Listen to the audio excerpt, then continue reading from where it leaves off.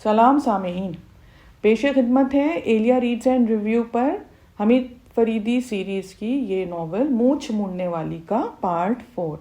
ہم نے اب تک دیکھا کہ ایک لڑکی کو حمید ہوٹل ڈی فرانس میں ملتا ہے اور وہ پاتا ہے کہ وہ بڑی عجیب و غریب حرکت کرتی ہے۔ وہ اپنے ساتھ ایک بڑی مونچھ والے کو بہلا پھسلا کے لے جاتی ہے اور وہاں حمید جب ان کا تعاقب کرتا ہے تو وہ کھڑکی کے شیشے سے دیکھتا ہے تو وہ اس کی مونچھ مونڈ رہی تھی، اور اتفاق سے وہ آدمی فریدی کی جان پہچان کا بھی نکل آتا ہے۔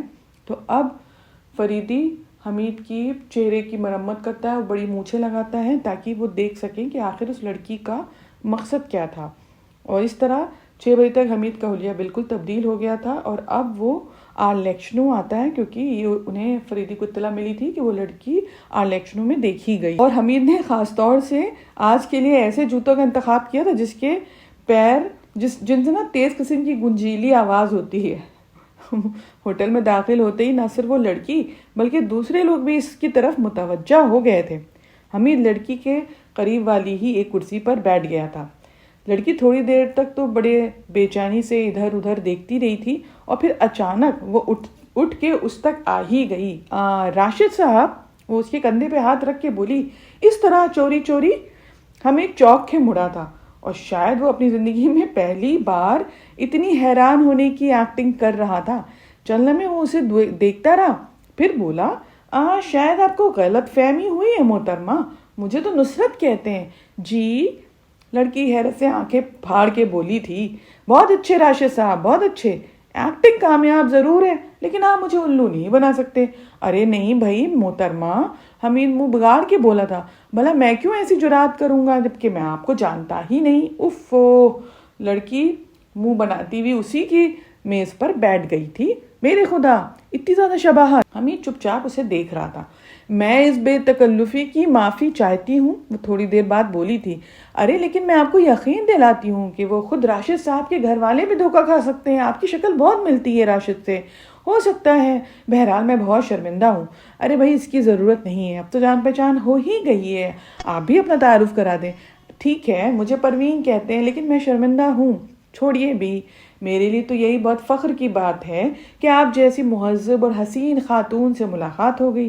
وہ کچھ نہیں بولی تھی۔ دنیا بڑی عجیب ہے، اکثر بڑے دلچسپ آدمیوں سے ملاقات ہو جاتی ہے۔ پتہ ہے آپ کو، کل ایک صاحب سے اچانک ملا، گفتگو میں رک کے مایوسی سے کہنے لگے، مجھے تو آپ بھی بیوقوف نہیں معلوم ہوتے۔ مجھے بڑی حیرت ہوئی۔ اس جملے کا مطلب پوچھا تو فرمایا کہ میں نے کسی کتاب میں پڑھا تھا کہ دنیا کا ہر 5واں آدمی بیوقوف ہے۔ میں اب تک 5 کی ہزاروں ٹولیوں سے تبادلہ خیال کر چکا ہوں لیکن مجھے آج تک کوئی بیوقوف نہ ملا۔ لڑکی ہنسنے لگی۔ میرے خیال سے انہیں دوسرے، تیسرے اور چوتھے ہی آدمی ملے ہوں گے۔ آپ بہت دلچسپ آدمی ہیں، لڑکی بولی تھی، اور یہ میری خوش قسمتی ہے کہ آپ سے ملاقات ہو گئی۔ ویسے آپ کرتے کیا ہیں؟ میں تو قیمتی پتھروں کی تجارت کرتا ہوں۔ سچ مچ؟ سچ میں؟ لڑکی چیخ پڑی تھی۔ ارے ہاں، تو اس میں اتنی زیادہ حیران کن بات کیا ہے؟ ایک بات ہے، اگر آپ کو تکلیف نہ ہو تو۔ فرمائیے فرمائیے، کچھ عجیب سی بات ہے کہتے ہوئے شرم آتی ہے۔ ارے بھائی نہیں، بالکل بے تکلفی سے فرمائیے، حمید بولا تھا، یہ ایک لمبی کہانی ہے۔ ارے آپ کہہ بھی دیجئے۔ بات دراصل یہ ہے، وہ جھیپے ہوئے انداز میں بولی تھی، ایک گھریلو جھگڑا ہے۔ ہم دراصل 2 بہنیں ہیں، والد کے ترکے میں ہمیں 8 انگوٹھیاں بھی ملی۔ بٹوارہ بڑی بہن کے ہاتھوں ہوا، اور مجھے ایسا لگتا ہے کہ شاید مجھے کچھ نقلی انگوٹھیاں ملی ہیں۔ تو میں یہ چاہتی ہوں کہ کوئی میری جان پہچان کا سنار ہو تو وہ اس کی اپنے خاموشی کے ساتھ میری بھی اور میری بہن کی انگوٹھیوں کی بھی یہ جانچ پڑتال کر لے اور بتا دے کہ کیا انگوٹھیاں اصلی ہیں۔ ارے میں حاضر ہوں، کہیے، ابھی چلوں؟ ارے اسی وقت؟ آپ کو تکلیف نہیں ہوگی؟ ارے نہیں بھائی، قطعی نہیں، میری شام بالکل فالتو ہے۔ اچھا تو ٹھیک ہے، پھر چلیے، بسم اللہ۔ حمید اٹھا وہ بولا، ارے لیکن میرا خیال ہے آپ نے کچھ کھایا پیا نہیں ہے۔ ارے تو کیا آپ واپسی میں آئیں گی نہیں ساتھ میں؟ ہم لوگ پھر کھا لیں گے۔ اوہو ٹھیک ہے، پھر چلتے ہیں۔ دونوں نے ایک ٹیکسی کی اور چل پڑے۔ لڑکی اس سے بالکل جڑی اور ملی ہوئی بیٹھی تھی۔ میرے خاندان والوں سے میری بنتی نہیں ہے۔ لڑکی شاید ماحول بنانے کی کوشش کر رہی تھی اور حمید اس بات کو اچھے سے سمجھ رہا تھا۔ کیوں؟ حمید نے پوچھا تھا۔ ارے میں ذرا آزاد خیال ہوں اور فطرت کی پرستار بھی ہوں، اخلاقیات پہ یقین نہیں رکھتی۔ اوہو، تب تو آپ بہت اونچی ہیں، حمید نے حیرت سے کہا۔ ڈھکوسلوں کی تو میں قطعی قائل نہیں ہوں۔ دو اور دو چار والی باتیں بالکل صاف، انسانی زندگی پر بیجا قیود کی سختی سے مخالفت کرتی ہوں۔ بیجا قیود سے آپ کی کیا مراد ہے؟ ارے بہت ساری باتیں ہیں، لیکن کیا کیا جائے کہ آدمی ابھی تک اتنا بیدار نہیں ہوا کہ ان معاملات کو سمجھ سکے۔ مثلاً اگر میں آپ کی کوئی ضرورت پوری کر دوں تو آپ تو مجھے آوارہ سمجھنے لگیں گے۔ ہرگز نہیں، میں خود بھی اسی کا قائل ہوں، حمید سنجیدگی سے بولا تھا۔ گوڈون کی پولیٹیکل جسٹس پڑھی ہے آپ نے؟ ہاں پڑھی ہے، لیکن گوڈون بھی مخلص نہیں تھا۔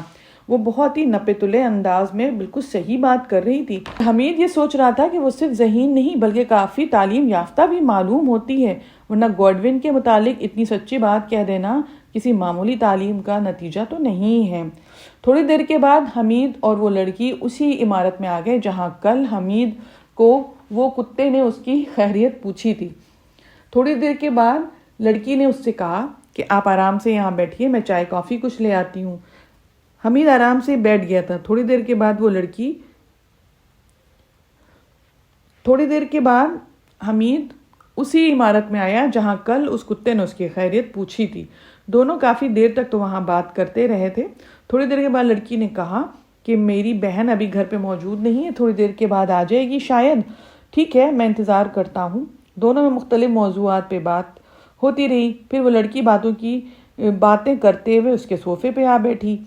اوہ، کیا آپ کی یہ آنکھ مصنوعی ہے؟ وہ حمید پہ جھکتی ہوئی بولی تھی، اور اتنا جھکی کہ ان کے چہروں کے درمیان زیادہ فاصلہ نہ رہ گیا۔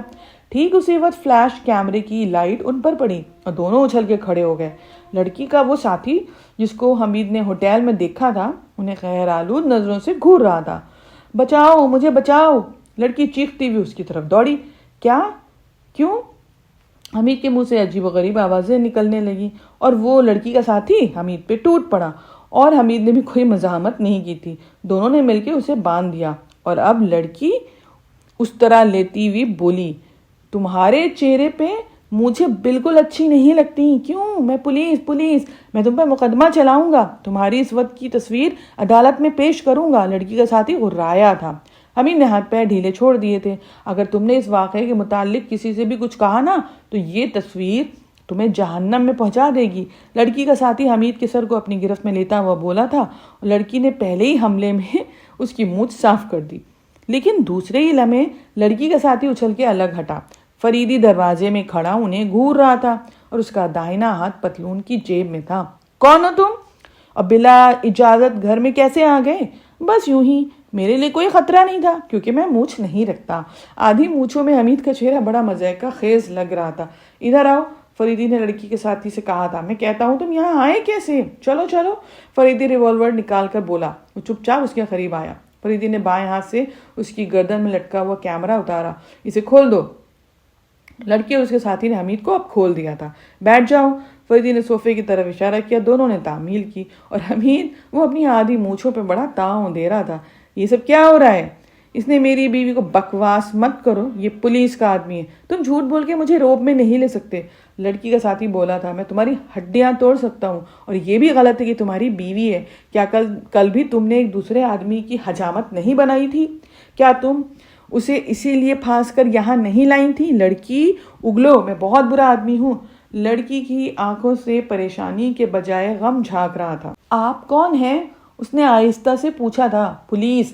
بہت برا ہوا، اس نے کہا اور اپنے ساتھی کو قہر آلود نظروں سے گھورنے لگی۔ پچھلی رات جسے تمہارے کتے نے دوڑایا تھا وہ یہی تھا۔ فریدی نے حمید کی طرف اشارہ کیا۔ اور وہ بہرا بھی جسے تم نے کل ہوٹل ڈی فرانس میں دیکھا تھا۔ لڑکی کبھی فریدی کی طرف دیکھتی تھی اور کبھی حمید کی طرف۔ دفتن وہ اپنے ساتھی پہ گرجنے لگی تھی۔ میں تجھ سے پہلے ہی کہتی تھی کہ ہمیں انسپیکٹر فریدی سے ملنا چاہیے، مگر تو نہ مانا۔ اب بول، ساری عزت خاک میں مل گئی۔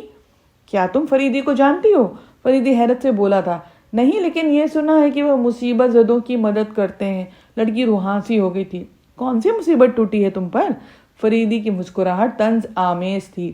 لڑکی جواب دینے کے بجائے پھوٹ پھوٹ کر رونے لگی، اور اب یہ حقیقت تھی کہ فریدی اور حمید اسے اس طرح روتے دیکھ کر چند لمحوں کے لیے بھول ہی گئے کہ وہ ایک عیار ترین عورت تھی۔ وہ کسی ایسے معصوم بچوں کی طرح ہچکیاں لے لے کر رو رہی تھی کہ جس کی کوئی ڈھکی چھپی غلطی اچانک پکڑ لی گئی ہو۔ فریدی چند لمحے خاموش رہا، پھر یک بیک اس کا موڈ بگڑ گیا تھا۔ سنو لڑکی، تمہارے آنسوؤں کو سیلاب مجھے اس گھر سے بھگا نہیں سکتا، فریدی نے تلخی سے کہا تھا۔